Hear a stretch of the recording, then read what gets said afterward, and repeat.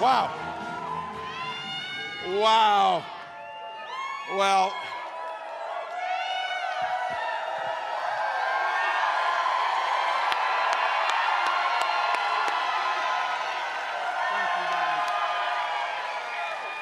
wow. Well, I got to tell you, I'm feeling pretty blessed tonight. How about Hope and Gus? Play, thanks, guys. And to Gwen, the light of my life, my best friend for so long, and I think everybody in this room knows the person who really makes this train run. Thank you, Gwen.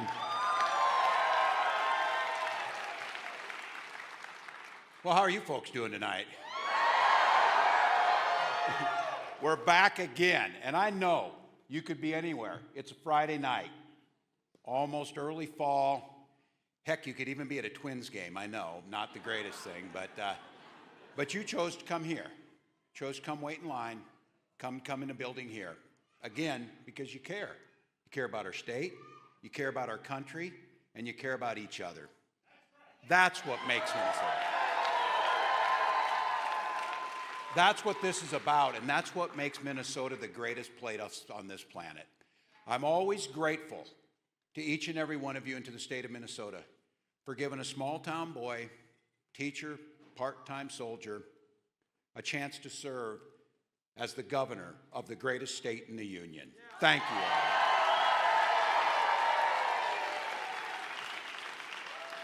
I'll tell you what, lots of reasons to be thankful. One amongst them is, how blessed are we to have Amy Klobuchar as our senior senator?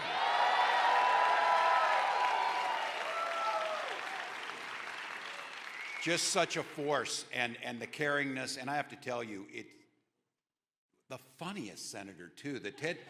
Tell me that Ted Cruz joke wasn't funny. That was funny. So, good. And we got folks who are willing to put themselves out there to do the work for all of us. Richard Karlbaum and the folks at the DFL, thank you. Thank you for all you do. And to each and one of our elected officials I see across this room, and to their families. At this time in our history, I am so incredibly grateful that you are willing to serve as servant leaders to make life better, not for you and not your family, but for people you'll never meet across every corner of this state. Thank you to each and every one of you.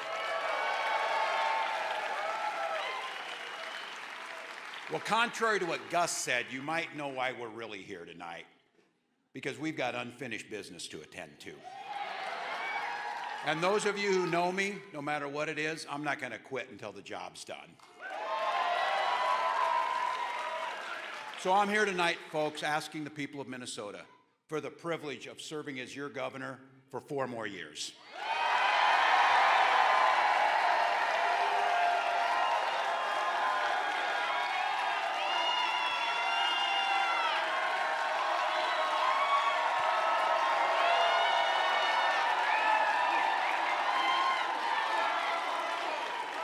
Because here in Minnesota, we're writing a story about how to govern like good neighbors. We treat each other with respect. We always look to find common ground where we can. Just as important, everything we do is driven by the commitment to making life just a little bit better for all the people we serve. We recognize that all we want, and most people across the country, certainly across Minnesota, want the same basic things to make up a good life. They want security, a solid foundation that won't fall away if something goes wrong. We all want opportunity, chance to get ahead, and a chance for our kids to go even further. And maybe most of all, we all want freedom to live our own lives the way we want to.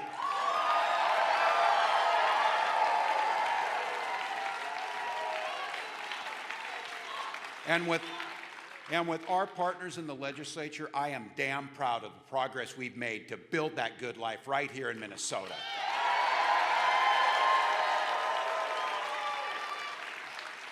More kids in pre-K, fewer in poverty. More clean energy flowing through the grid, fewer roads and bridges at risk of failing. More families with dignified care for their loved ones. Fewer families without safe, secure housing. More jobs, better pay, and the strongest organized labor protections in the nation.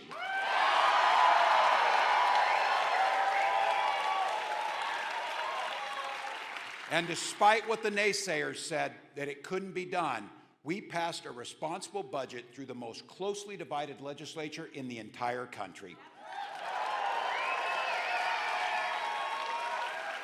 And because we've governed with that courage, with ambition, with vision, we've built one of the friendliest states to start and grow a business, and one of the freest states to live your life how you choose.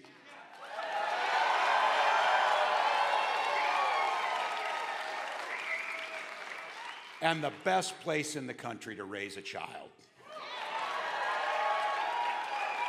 Security, opportunity, and freedom. That's what you get out of life in Minnesota. And the truth is that I found out last fall is all America wants what we have right here.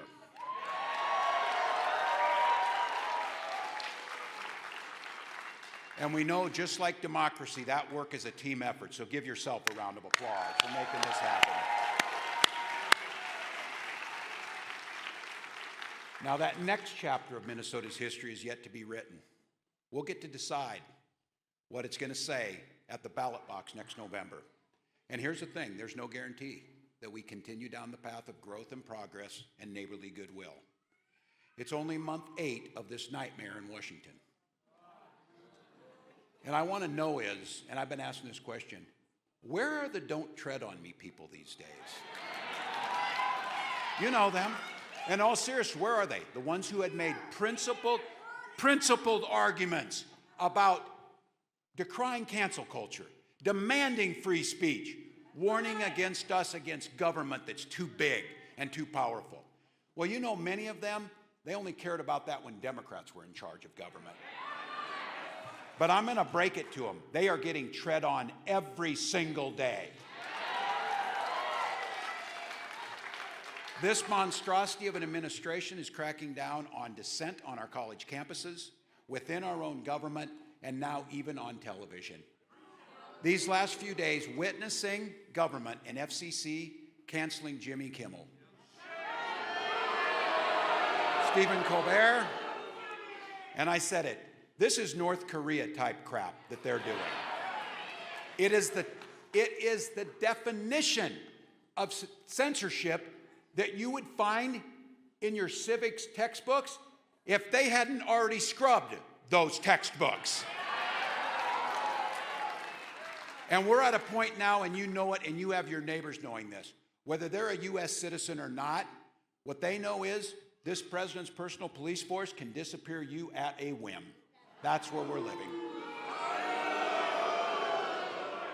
And I said, don't even get me started on RFK Jr. Actively keeping life-saving vaccines out of the reach of all of us. And then gaslighting it by calling it health reform and health freedom. So I know you're trying to square that circle. I'm trying to too. But I said this, at least his slogan is true. Maha. Measles are here again. They're here again. Which would be pretty funny if we didn't know what that could mean. Now, one thing Donald Trump did do is he identified that we do have a broken system in this country. He ran on a promise to bring down prices on day one for working people. And he hasn't done a damn thing about it since then.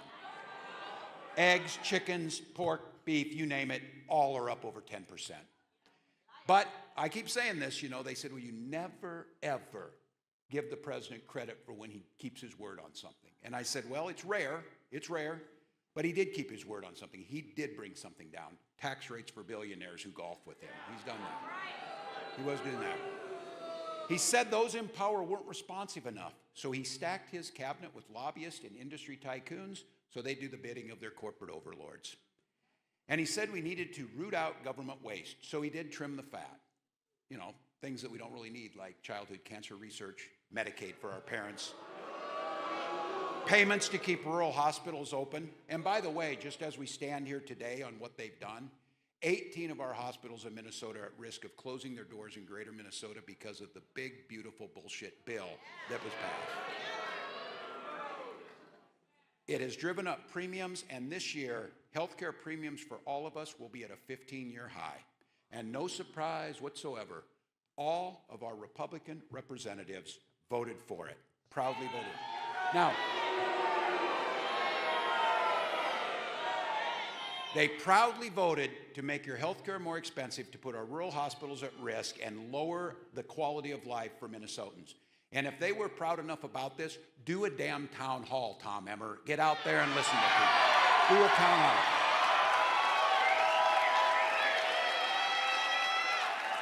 Don't go on Fox News and gripe at me, because you had a chance to be governor and Minnesota said, hell no, hell no. But it's never been clearer to me, Trump had no intention of fixing the system for us. He just wanted to rig it for himself and his family. That's what he wanted to do. This guy's motivated, and he's very simple. He's motivated by two things: cruelty and corruption. He grifts off you, and then he savors the pain of the American public. And that approach to government, I wish it weren't true, is threatening to seep right into our state too. We got a bunch of Donald Trump wannabes that are trying to ask the people of Minnesota to make them governor of Minnesota, which they want to govern like it's Mar-a-Lago and not Minnesota. But here's what I'll promise you. I'll never stop fighting to protect this state that we love from the corruption, the cruelty, and no matter what lackey's peddling this, you know not a one of them is going to think for themselves. They will do whatever Trump wants, and Minnesota gets a chance to say, not in this state, not on our watch.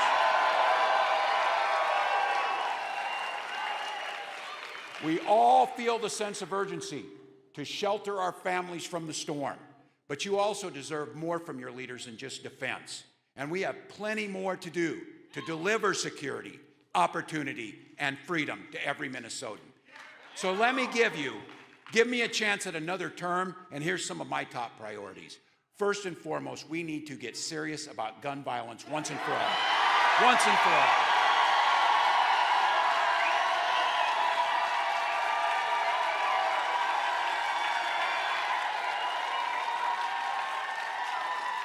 We've seen it over the last few months, right here and everywhere across this country, and it is sickening. Every shooting is different, but there's one thing that they all have in common. Someone who shouldn't have had a gun had one, and it was too damn easy to get the gun.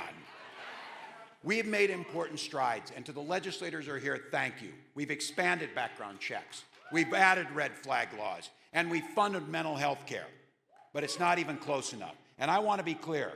When a Republican legislator says this isn't about guns, we need to fund mental health care, those same people voted against mental health care when they had the opportunity to do it. So that is not the thing. They will talk about anything except what's at the heart of this matter, that it should not be possible in this country to fire 116 bullets in 90 seconds into the bodies of children.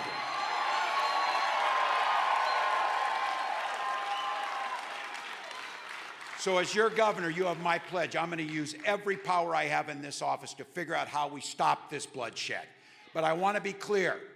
I want to be clear and not give false hope. It's going to be hard, because here's what I need right now. I need a couple brave Republicans to join us. I have to believe there's a few courageous folks out there who truly in their heart at night, when they think about it, know that these weapons of war have to be off our streets and out of our schools now.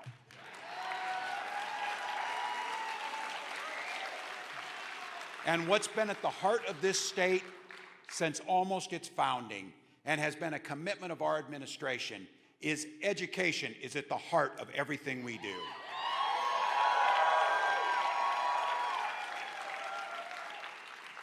To all the teachers in the House tonight, thank you.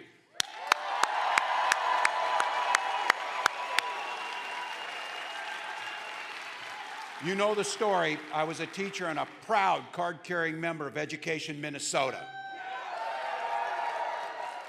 And I'll tell you what, you brag about the things that you've done in your life that make you tougher. You've heard me say this, and I'm proud of it. I'm still standing after nearly 2 decades in the lunchroom, so I'm there. But look, a good public education is one of the bedrock promises of this country. Here in Minnesota, we've worked to honor that promise. We invested real resources, historic resources in our public schools. We gave our teachers a well-deserved raise and upped their retirement pay. We fed our children and made college free. And this year we saw graduation rates the highest they have ever been. Well, once again, we've got an education secretary that knows more about wrestling than reading. So while she's busy pile driving the Department of Education, we're going to keep stepping up and delivering for every single student in every school across Minnesota.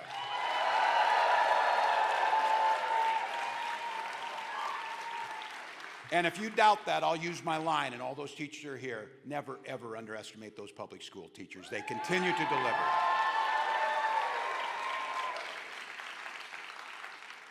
We've also got to stand up more for working folks in this state.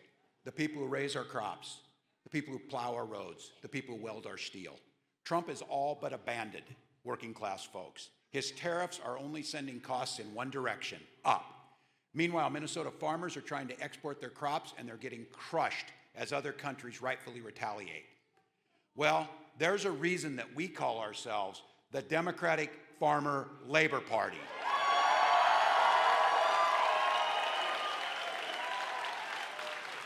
And the main reason we do that is we know who our bosses are.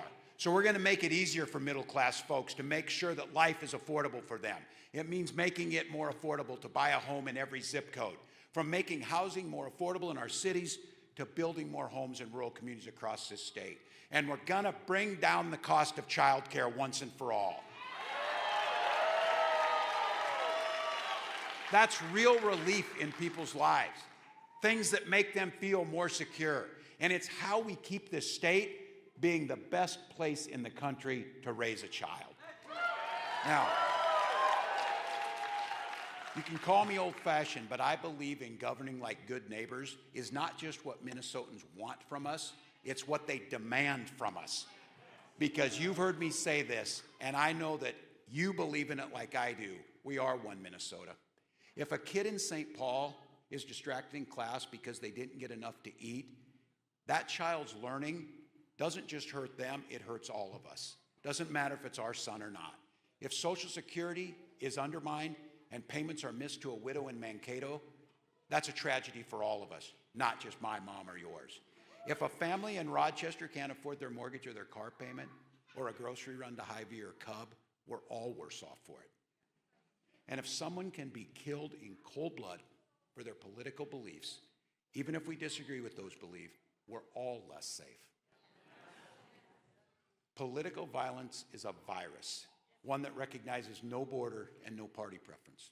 It's never, ever acceptable. So we all have to condemn it, and we have to get back to seeing each other as neighbors and not nemesis. Now, I want to be clear.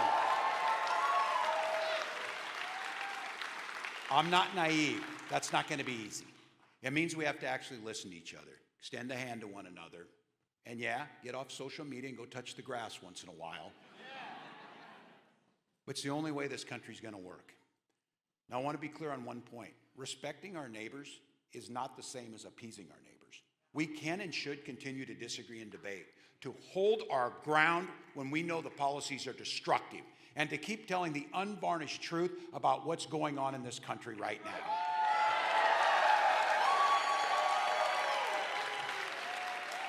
So you have my promise. As long as I'm governor, we're going to continue to keep calling out the cruelty and corruption that's coming out of this administration and keep it at our borders. As long as I'm governor, we'll keep working like hell to bring industries of the future right here, creating jobs that can support your families right here, and to bring down the cost of building a good life right here in Minnesota.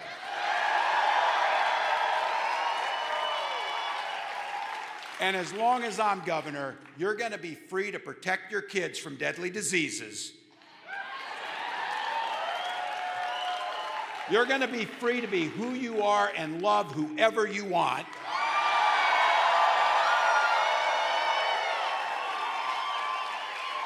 And as long as I'm governor, you'll make the decisions about your own body and no one else.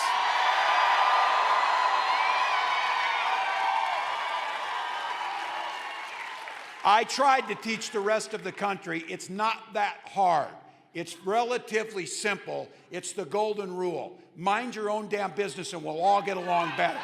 We'll all get along better. That's what it means to be a good neighbor. That's how we'll secure the next century of Minnesota greatness. That's how we'll continue to be the envy of this nation. And next November, we're ready to make a powerful statement. Come hell or high water, Minnesota will remain a bulwark of security, opportunity, and freedom for every single person.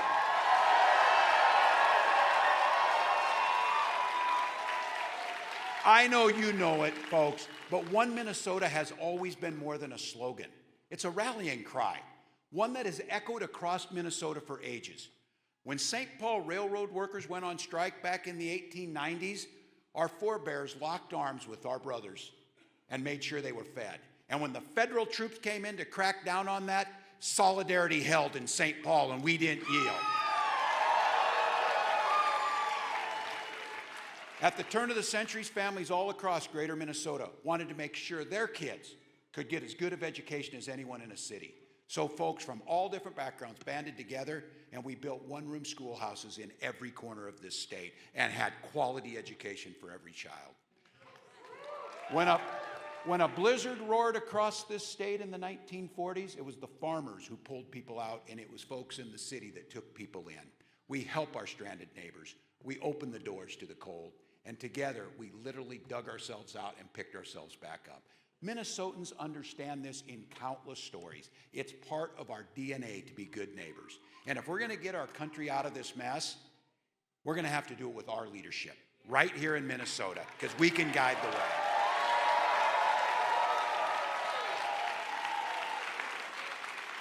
It's a pretty big responsibility. We can't afford to cede this. Not now, not ever. And that's why I'm running for re-election.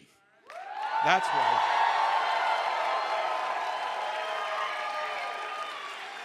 That's why I'm asking you. I need each and every one of you on this team. I'm not just asking for your vote, though of course I'd be honored to earn it. Voting's simply not enough this time.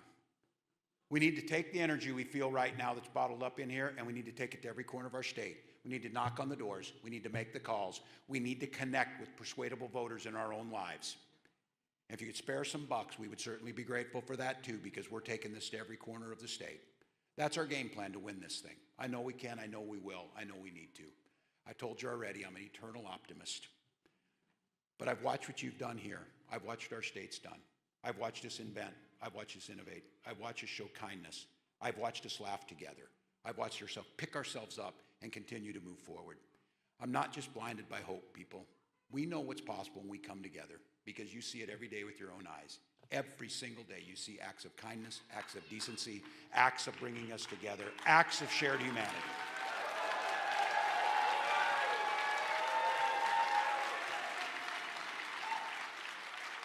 So here's the deal, Minnesota. We got a little less than 14 months, and we've got unfinished business. So now seems as good a time as any. Let's get after it and win this thing. Let's go.